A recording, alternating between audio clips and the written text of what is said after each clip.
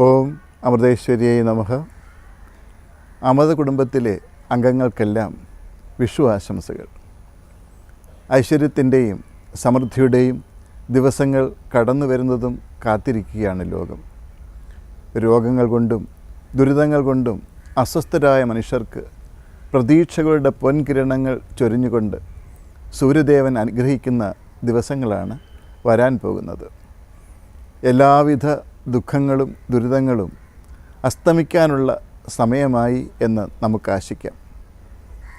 സൂര്യദേവൻ ഉച്ചസ്ഥനായി ഏറ്റവും കൂടുതൽ ചൈതന്യം പ്രസരിപ്പിച്ചുകൊണ്ട് മേടം രാശിയിലേക്ക് പ്രവേശിക്കുന്നു. ആ ദിവസമാണ് നമ്മൾ വിഷുവായി ആഘോഷിക്കുന്നത്. സമൃദ്ധിയുടെ ഉത്സവമാണ് വിഷു. ഭാരതം ഉത്സവങ്ങളുടെ നാടാണ്. നമ്മുടെ ഉത്സവങ്ങൾ കേവലം ആഘോഷങ്ങളല്ല, അനുഷ്ഠാനങ്ങളുടെ സുദിനങ്ങളാണ്. ഓരോ ഉത്സവങ്ങളുടെയും പിന്നിൽ അതിനിഗൂഢമായ ആധ്യാത്മിക തത്വങ്ങൾ അടങ്ങിയിരിക്കുന്നു. വിഷു അപ്രകാരമുള്ള ഒരു ഉത്സവമാണ്. സൂര്യനെ അടിസ്ഥാനമാക്കിയുള്ള ഉത്സവം.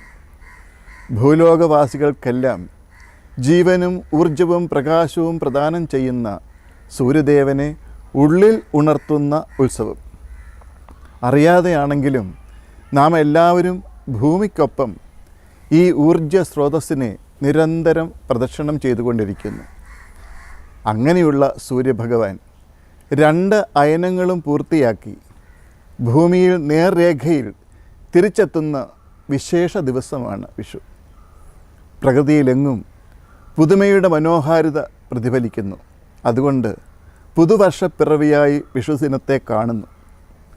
എല്ലാറ്റിലും നന്മകൾ കാണാനുള്ള പരിശീലനത്തിൻ്റെ ഭാഗമായി നമ്മൾ വിഷുക്കണി ഒരുക്കുന്നു. ഈ പ്രപഞ്ചം ഈശ്വരൻ്റെ സ്ഥൂല രൂപമാണ്.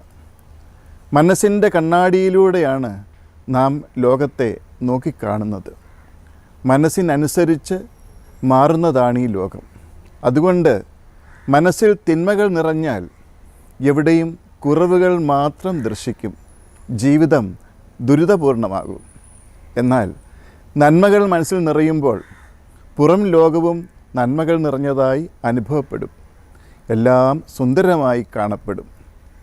ഉറക്കത്തിൽ നിന്ന് ഉണർന്ന ആളുടെ ആദ്യത്തെ ചിന്തകൾ ആ ദിവസത്തെ മുഴുവൻ അനുഭവങ്ങളിലും പ്രതിഫലിക്കുന്നു. വിഷു പോലെ ചില പ്രത്യേക ദിവസങ്ങളിലെ ചിന്ത ആ വർഷത്തെ എല്ലാ അനുഭവങ്ങളെയും സ്വാധീനിക്കുന്നു. അതുകൊണ്ട് നന്മകൾ കണ്ടുകൊണ്ട് ഒരു ദിവസം ആരംഭിക്കുന്നു. എവിടെയും സൗന്ദര്യം കാണാൻ കണ്ണനെ കണ്ണു കണ്ടിട്ട് ദിവസം തുടങ്ങുന്നു. കണിക്കൊന്ന പൂക്കൾ, ഫലങ്ങൾ, ധാന്യങ്ങൾ തുടങ്ങിയ പരിശുദ്ധിയുടെ പ്രതീകമായ വസ്തുക്കൾ കാണുമ്പോൾ മനസ്സും ശുദ്ധമാകും. അങ്ങനെ നന്മകൾ മാത്രം ചിന്തിച്ചുകൊണ്ട് ഒരു ദിവസം തുടങ്ങുമ്പോൾ അത് ആ വർഷത്തെ എല്ലാ ദിവസങ്ങളെയും ഐശ്വര്യപൂർണമാക്കുന്നു. അങ്ങനെയുള്ള ലോകത്തിൽ നന്മകളെ മാത്രം കാണാനുള്ള പ്രാർത്ഥനയോടെ വിഷുദിനത്തിൽ പരിശുദ്ധമായ വസ്തുക്കൾ മാത്രം അടങ്ങിയ വിഷുക്കണി കണ്ട് ദിവസം തുടങ്ങാൻ തയ്യാറെടുക്കുന്നു. അമ്മ പറയാറുണ്ട്, ഈ ലോകത്തിന് ഒരു പ്രത്യേകതയുണ്ട്. ഏത് രീതിയിൽ നമ്മൾ ലോകത്തെ കാണുന്നുവോ ആ രീതിയിൽ ലോകം പ്രതികരിക്കും. നമ്മുടെ മനോഭാവത്തിനൊത്ത് മാറുന്നതാണ് ഈ പ്രപഞ്ചം. അതിനാൽ മനോഭാവത്തിനാണ് ഏറ്റവും പ്രാധാന്യം.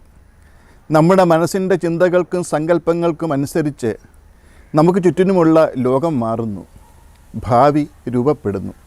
നമ്മുടെ ചിന്താഗതികൾക്ക് മാറ്റം വരുത്തുന്നതിനുള്ള പ്രാർത്ഥനകളാണ് വിഷു ദിവസത്തെ അനുഷ്ഠാനങ്ങൾ. മനസ്സിനെ നന്മകൾ മാത്രം കാണാൻ പഠിപ്പിക്കാൻ വേണ്ടി ഈശ്വരൻ്റെ തിരുരൂപത്തിലേക്ക് കണ്ണു തുറക്കുന്നു. വെളിച്ചത്തിലേക്കും സൗന്ദര്യത്തിലേക്കും സദ്ഗുണങ്ങളിലേക്കും ദൃഷ്ടിയെ ആകർഷിക്കുന്നു. നമ്മുടെ സൗഭാഗ്യങ്ങൾ പങ്കുവയ്ക്കണം എന്ന സന്ദേശമാണ് വിഷുക്കൈ നീട്ടം നൽകുന്നത്. അമ്മ പറഞ്ഞിട്ടുള്ള വിഷുത്തൈ നീട്ടത്തിൻ്റെ പ്രാധാന്യം ഇവിടെ സ്മരണീയമാണ്. വൃക്ഷത്തൈകൾ കൈനീട്ടമായി അമ്മ നൽകുന്നു. പ്രാണവായു തരുന്ന പ്രകൃതിയുടെ ശ്വാസകോശങ്ങളാണ് വൃക്ഷങ്ങൾ. വൃക്ഷങ്ങൾ നട്ടുപിടിപ്പിക്കുന്നത് വലിയൊരു സത്കർമ്മമാണ്. അമേരിക്കയിലെ ആദിവാസികൾ ആധുനിക മനുഷ്യരോട് ചോദിക്കുന്ന ഒരു ചോദ്യമുണ്ട്. Only after the last tree has been cut down, only after the last river has been poisoned, only after the last fish has been caught, only then will you find that money cannot be eaten. അവസാനത്തെ വൃക്ഷവും മുറിക്കപ്പെട്ടതിന് ശേഷം, അവസാനത്തെ നദിയും വിഷലിപ്തമാക്കിയതിന് ശേഷം, അവസാനത്തെ മത്സ്യവും പിടിക്കപ്പെട്ടതിന് ശേഷം, അപ്പോൾ മാത്രമേ മനുഷ്യ നീ മനസ്സിലാക്കുകയുള്ളൂ പണം തിന്നാൻ കൊള്ളില്ല എന്ന്. തമസിൻ്റെ വിളനിലങ്ങളായി കഴിയുന്ന മനുഷ്യർക്ക് വേണ്ടി ഋഷി പ്രാർത്ഥിച്ചു. സൂര്യഭഗവാനോടാണ് പ്രാർത്ഥിച്ചത്. തമസോമ ജ്യോതിർഗമയ, തമസിൽ നിന്നും ജ്യോതിസിലേക്ക് നയിച്ചാലും അജ്ഞാനാന്ധകാരത്തിൽ നിന്നും ജ്ഞാനപ്രകാശത്തിലേക്ക് നയിച്ചാലും. ബാഹ്യപ്രപഞ്ചത്തിലെ ഉദയസൂര്യനെ നോക്കിയാണ് ഋഷി പ്രാർത്ഥിച്ചതെങ്കിലും ഉദയം ചെയ്യാൻ പോകുന്ന ജ്ഞാനസൂര്യനെ ആണ് മനസ്സിൽ സങ്കല്പിച്ചത്.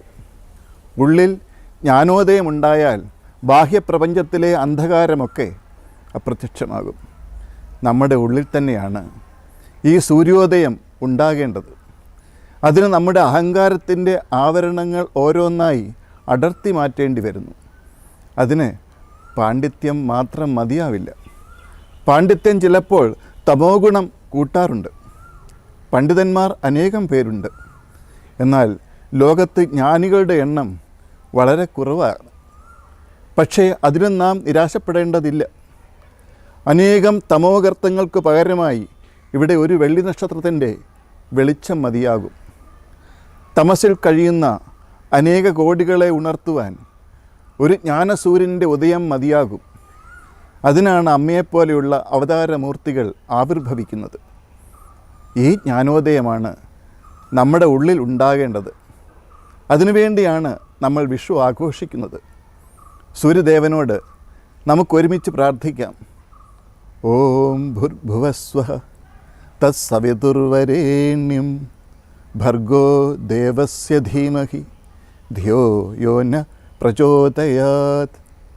ത്രിലോകങ്ങൾക്കും പ്രകാശം പരത്തുന്ന സൂര്യഭഗവാനെ, അവിടുന്ന് എൻ്റെ ബുദ്ധിയെ കൂടി പ്രകാശിപ്പിച്ചാലും ബാഹ്യമായും ആന്തരികമായും ഉണ്ടാകുന്ന തമോ ഗുണങ്ങളെ മാറ്റി ജ്ഞാനപ്രകാശമായി മാറുവാനുള്ള അനുഗ്രഹത്തിനായി നമുക്ക് പ്രാർത്ഥിക്കാം. അതിനായി ജ്ഞാനസൂര്യനായ അമ്മ നമ്മെ അനുഗ്രഹിക്കട്ടെ. എല്ലാവർക്കും പുതുവത്സരാശംസകൾ. നല്ലൊരു നാളേക്ക് വേണ്ടി പ്രാർത്ഥിച്ചുകൊണ്ട് എൻ്റെ വാക്കുകൾ അമ്മയുടെ പവിത്രപാദപത്മങ്ങളിൽ സമർപ്പിക്കുന്നു. ഓം നമഃ ശിവായ.